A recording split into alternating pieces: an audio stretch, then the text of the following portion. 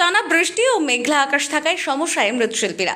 বাঙালির শ্রেষ্ঠ উৎসব দুর্গাপুজো হাতে গোনা আর মাত্র কয়েকটা দিন, আর এই বাঙালির শ্রেষ্ঠ উৎসবে বাধার সৃষ্টি হয়ে দাঁড়িয়েছে বৃষ্টি।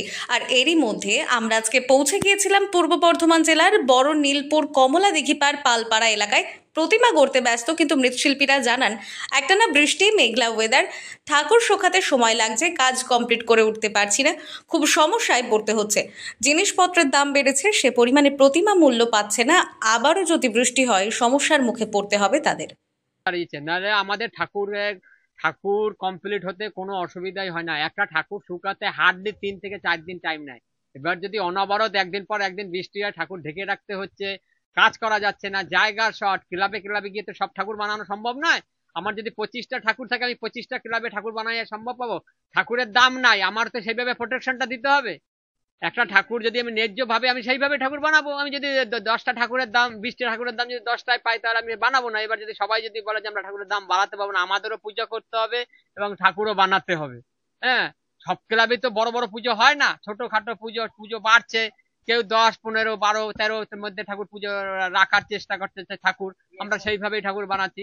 আর বড় বড় ক্লাবে ঠাকুর বানানোর ক্ষমতা আছে, কিন্তু বানাবো না, পরিষ্কার কথা। কারণ হচ্ছে গিয়ে কি, যে যেমনি কারিগরের সমস্যা তেমনি পয়সা করির সমস্যা। এবার ধরো কি, আমাদেরও তো চালাতে হচ্ছে, সব কারিগর পেমেন্ট মানে ক্যাশ দিয়ে নিতে হচ্ছে, মাল মেটেরিয়াল ক্যাশ আনতে হচ্ছে। আমি তার পেমেন্ট পাবো সেই পঞ্চমী, অষ্টমী, নবমী, দশমী পর্যন্ত।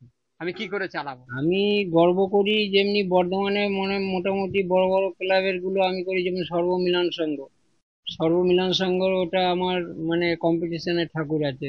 হ্যাঁ, আরো আছে সব ইসলাবাজার, হ্যাঁ, এই সর্বমঙ্গলা বাড়ি, হ্যাঁ, তারপরে এই সমস্ত এই লোকালের মধ্যে বড় বড় ঠাকুর, আমাদের মিলন সংঘ ক্লাব, হ্যাঁ, এগুলো এই লোকালের মধ্যে একটু ভালো বড় দেখার মতন করতে হয়।